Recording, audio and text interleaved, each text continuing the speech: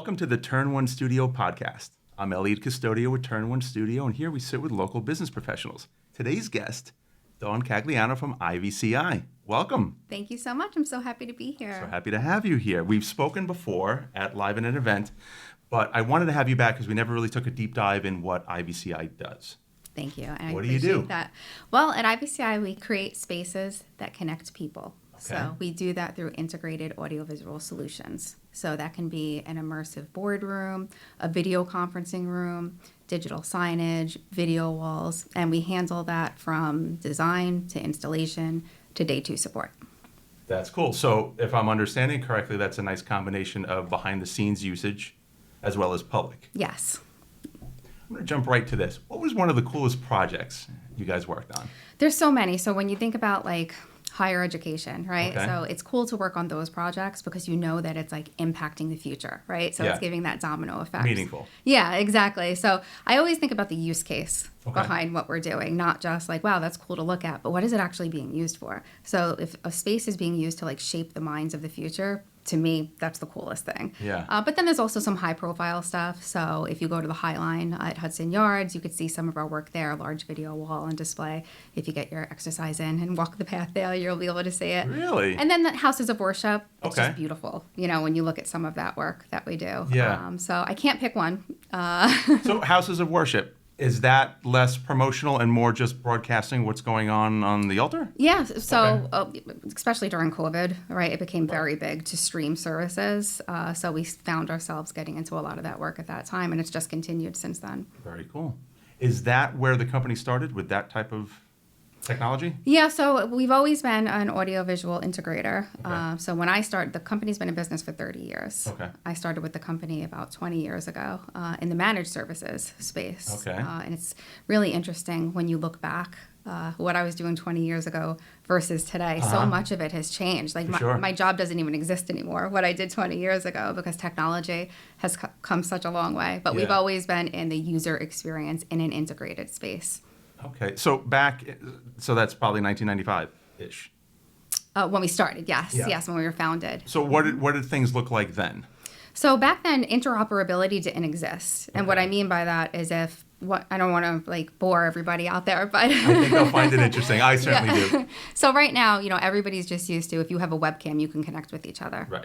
That was not the case in the 90s. So Yeah. it depended on what you were connecting on. So were you on a H323 connection versus an ISDN line? Right. And that's where IVCi came into play. ISDN. I haven't heard that in ages. I'm aging myself. I'm sorry. I was talking to someone the other day about T1 lines. And Yes. Yeah. Actually, I was a project manager, and that was one of my jobs was to install T1 lines at our customer Really? locations that Okay. were making the transition. So back then, they weren't able to call each other, right? So if you had one customer who was ISDN, another customer who wasn't, they weren't able to just make a video connection. There needed to be a bridge or what's called an MCU, a multi-conferencing unit in between. Okay. And that's what IVCi would host and make those connections. It was a very manual process. I was a video operator, so literally making the connections on the back end. And then I would do like on-screen video, welcome to your conference, and do all the things today that come so naturally to people, muting and unmuting, framing their microphones for them. Now AI does that with automatic camera tracking. Right. So it's just so amazing to see how far that technology has come. But IVCi has always been rooted in the user experience in an integrated space. It's going to sound naive, but I didn't realize that we had video capability like that back in the 90s. When I think of that time, I was excited to have a 14.4 baud modem. And so it wasn't so much about matching bandwidth. There were other things that prevented that direct connection. Yeah, well, that was also a part of it too, Okay. having the right bandwidth. So I will say that back then, all of our clients were, Fortune 500 clients. Now we're seeing every business has video conferencing, so it's much more accessible than it was in the past, and, Yeah. it's a lot more affordable than it was in the past as well. Wow. Okay. Now you just need an internet connection. You don't even need a dedicated network. Yeah. Very cool. So you said you were in the managed services space. Was that specifically to the video stuff, or were you guys also in IT, like traditional IT? Specific to video. It Yeah. was? Yes, we've Okay. always been true to the video environment. Very cool. Jumping to COVID, as you mentioned COVID. What were those conversations like? Was there a lot of, I feel like I'm leading the witness with this question.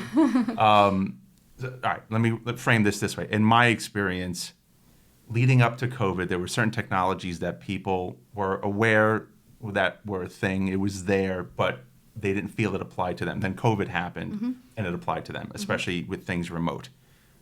Did you find that experience to be similar? Were people reaching out to you for these solutions, or did you still have to convince them, hey, this is how you get through this time? No, we didn't have to convince everyone. Okay. I think everyone pretty naturally jumps onto all of the different platforms. But it was really about, creating standardization. It was kind of coming out of COVID, because now Okay. you have users who are on Zoom, you have users who are on Skype, you have users who are on Microsoft Teams, WebEx Teams, all these different platforms.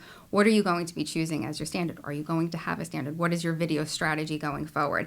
And helping in a consultative nature of kind of guide that. But then also, I think what's really relevant post-COVID is all the return to office mandates, right? So I said earlier, obviously I create spaces that connect people. So what does that really mean, right? So there's the traditional sense of it, right? So there's two people who are at two different locations who get on a video call together. That's creating a space that connects people. That's the obvious one. Right. But then when you're asking all of your employees to come back to the office, what are they coming back to? Because I'm sure you've seen like the memes and the jokes, like they made me come back to the office to sit in my cubicle on a Zoom call. Yeah.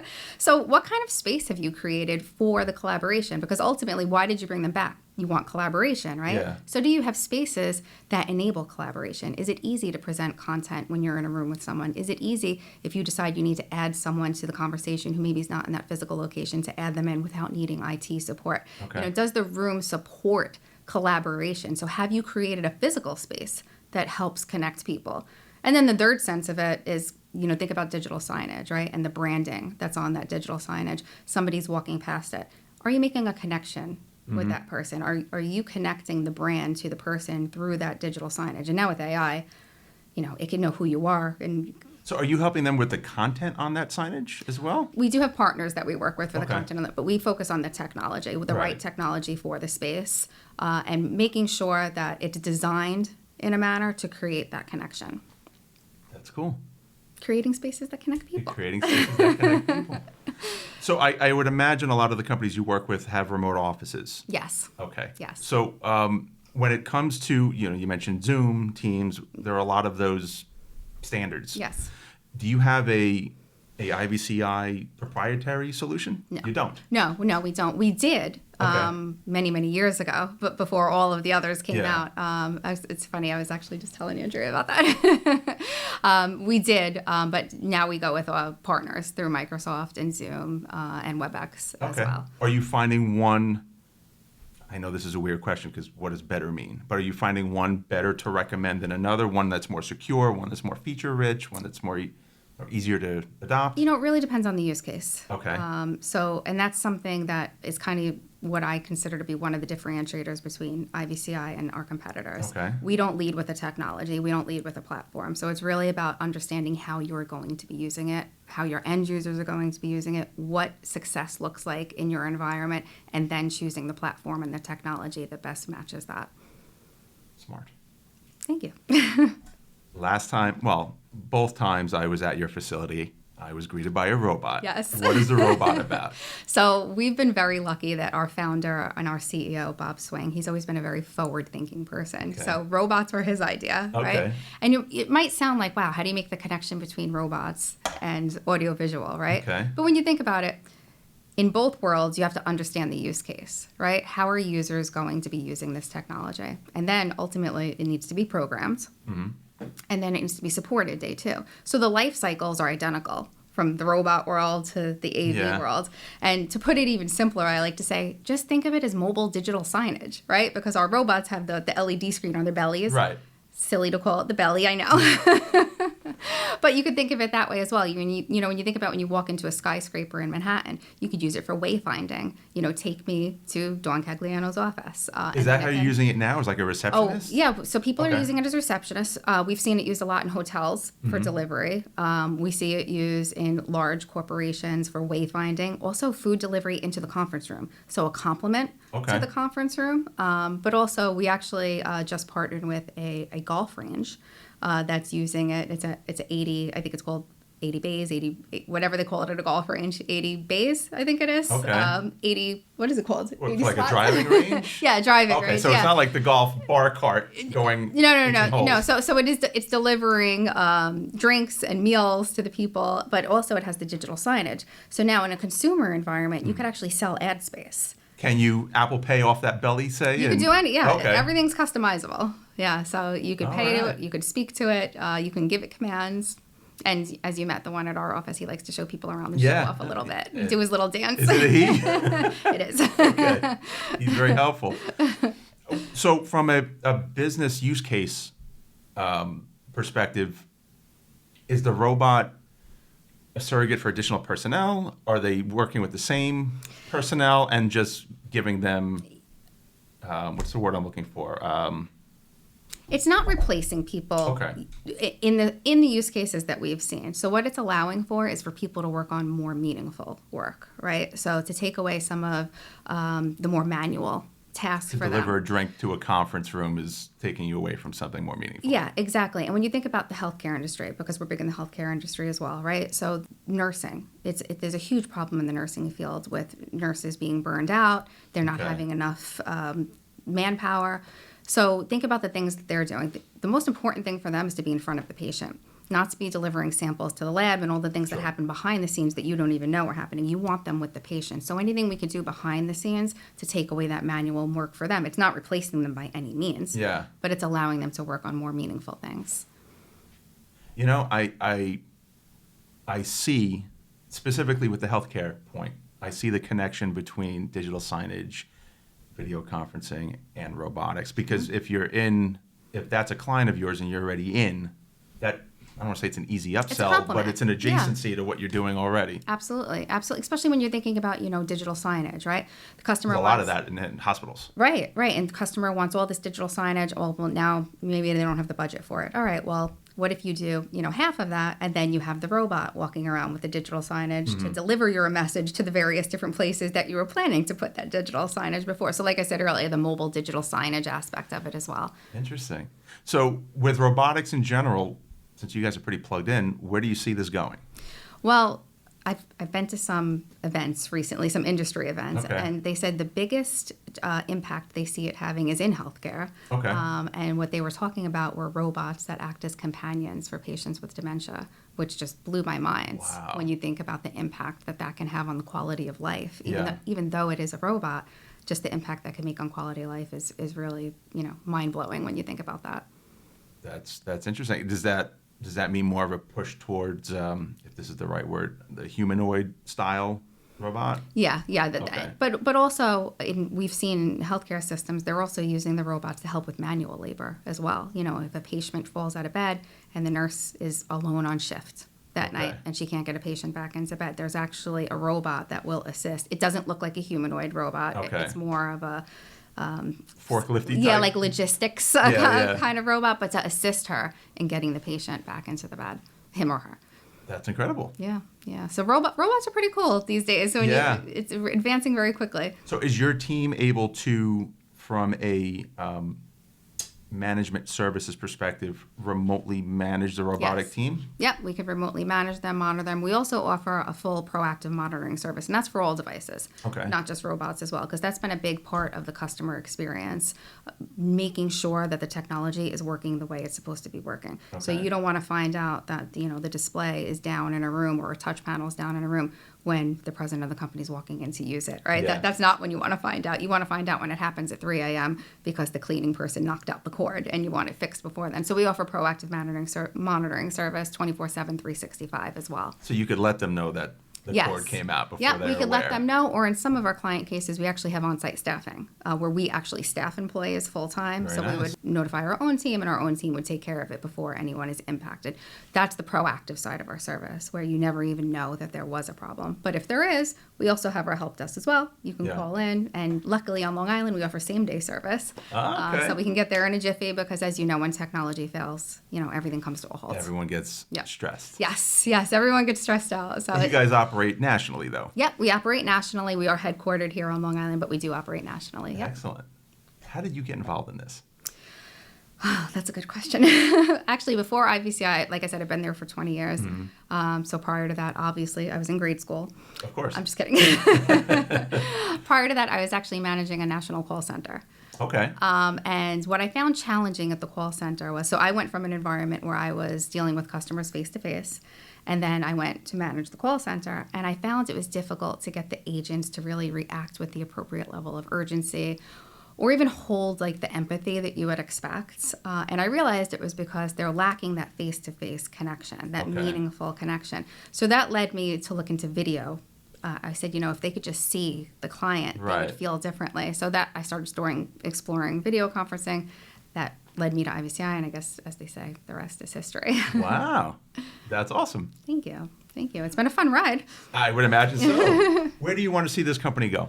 What's next for you guys? Well, I'm really, really excited with our current results in regards to customer experience. So last year was the first year we achieved a 100 NPS. So I know what that is. Net Promoter Score. So we are very, very focused on our user experience, and we've done little things over the years, and we've seen the impact year over year over year. So I'm just so excited to see where we can take it next. What are such things that people don't typically think about to do well in the eyes of the customer? So everybody knows survey your customers, right? That's customer service 101. So we've always surveyed our customers, but we really survey our customers. So after a service ticket is closed, they get a survey.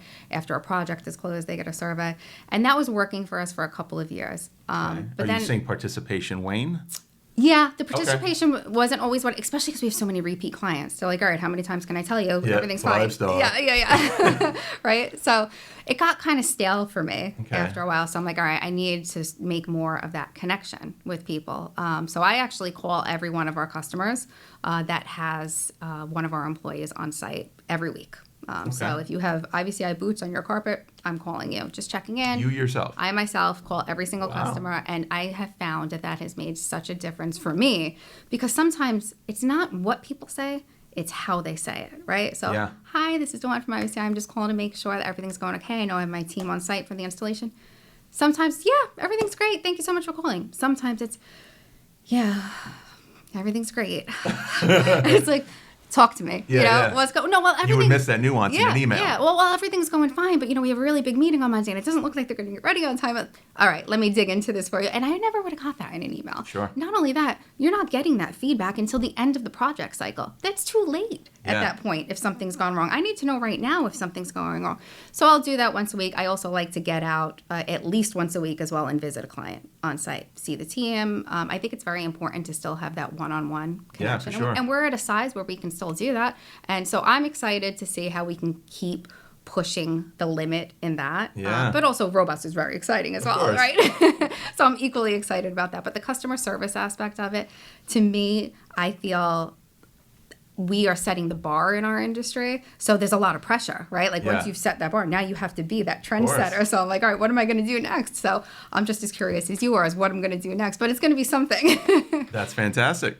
So I'm surprised to hear that you make those calls yourself, because I know you're very busy. And I know you recently became a board member at the HIA-LI. So how did that come to be? I did. So, we've been members of the HIA-LI for a long time. They're such a great advocate for businesses on Long Island. And as a member, we saw so many benefits. So we just started getting more and more involved. We actually applied for the Business Achievement Award, I think about 2 years ago, and we did win. So just thank you. Going through that process, I was just so impressed with how seriously they took it. And then looking at the competitors that I were up against, I was just so impressed by them. Some of them were actually doing business with today just because I was so impressed by it. So I got to know Terry more, and when she asked me to be a part of it, it was such an honor. Everything they're doing is just so impactful to the Long Island business community. And a lot of people don't realize it, but this is the second largest innovation industrial park in America. Isn't that crazy? Right in our backyard? I know, $13 billion a year coming out of here. People better listen to our voice. So that's been really great. I'm also, in my own industry, I serve on the board of the NSCA Education Foundation. Okay. And that's dedicated towards attracting new talent to the AV industry, because a lot of young people coming out of school don't even realize that the AV industry exists. Is that college level or high school level? High school level. High school. Yeah, okay. High school level and college level. We actually had a high school tour come through in the summers, and they'll stop by, and the kids come in, and we show them, AutoCAD, rack building, things of that nature. Yeah. And they're like, wow, I can do this without going to college. And not that we're promoting that, but yes, Sure. you absolutely can do this Yeah. without going to college. So that's been really Great rewarding. message. Yeah, it's been really rewarding as well, just to, shine some light on our industry. Fantastic. So you've been at this for a while. What is a significant or impactful career moment you can share? Well, one that sticks out and still stresses me out to this day when I think about Okay. it. I was in a competitive environment, bidding for a job. So the competitors in the AV space is pretty interesting. Most of the time when we find ourselves in a competitive space, it's up against billion-dollar worldwide companies. So there are some AV companies that are our size as well, but for some reason we typically find ourselves up against these big companies, which is flattering because Sure. that tells us that we're doing the same level of quality. That's where you want to be. Yeah, exactly. So there was a very big job at the time. It was the biggest job our company was trying to secure. And the customer invited the top 3 finalists to their site to come and pitch services. And I was in Manhattan, and I walked into the foyer, and they put me in a waiting room. And I was in a waiting room with the number 1 and number 2, size-wise, AV companies in the world. Stressful. Billion-dollar companies. Uh-huh. I wanted to die in that moment. If my team wasn't with me, I probably would have walked right out. I was already thinking of what excuses can I make up to leave? This is terrible. Uh-huh. So I was panicking. Well, what am I going to do? What am I going to say? So of course, I get called in first. So I go in front. There's a whole panel, about 20 end user clients there.